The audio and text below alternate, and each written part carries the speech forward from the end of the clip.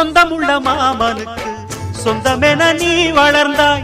அன்பு கொண்டு ஆதரிக்க அடியெடுத்து வீடு வந்தாய். தங்கத்திலே தொட்டு வச்ச குத்து விளக்கே, தங்க வந்த வீட்டுக்கு நீ காவல் இருப்பாய். தங்கத்திலே தொட்டு வச்ச குத்து விளக்கே, தங்க வந்த வீட்டுக்கு நீ காவல் இருப்பாய்.